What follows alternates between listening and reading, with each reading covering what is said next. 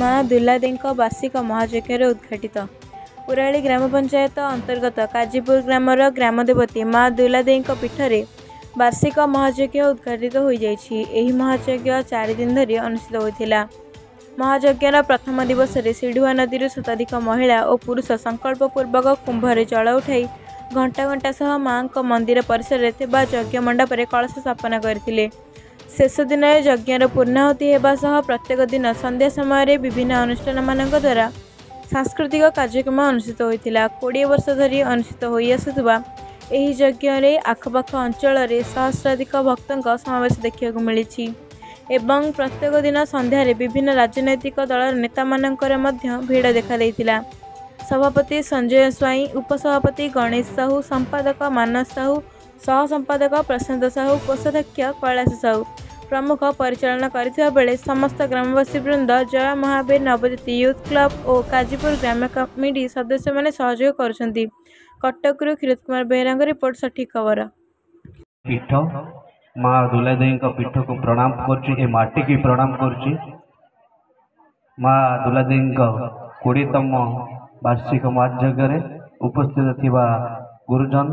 और माँ मान को नमस्कार कर उपस्थित थिबा अतिथि भाव आम बड़ भाई स्वाधीन भाई, पंचमुखी मंडल सभापति नवीन भाई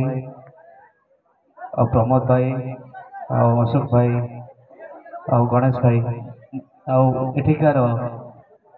कमिटर सभापति और संपादक और कमिटर सबु सदस्य मानक मु धन्यवाद दूसरी जी मत सुजोग देते महायज्ञ उपस्थित होगा आशीर्वाद नवा माँ दुलादेवी जहाँकि यही आशीर्वाद पाई मु आगामी दिन में कार्यक्रम करी और आपण मानकर यही महायज्ञ प्रतिवर्ष हुए ए वर्ष होची जहाँकि परंपरा ए सांस्कृतिक कार्यक्रम जो जारी रही सदस्य भाई माने जारी रखिंट जहाँकि मूल्यवान समय दे माँ महायज्ञ अंचल शांति और सुखरे समस्ते रही जो माँ दुलादेवी जो यज्ञ जारी रही जहाँकि एक परंपरा एक सांस्कृतिक संस्कृति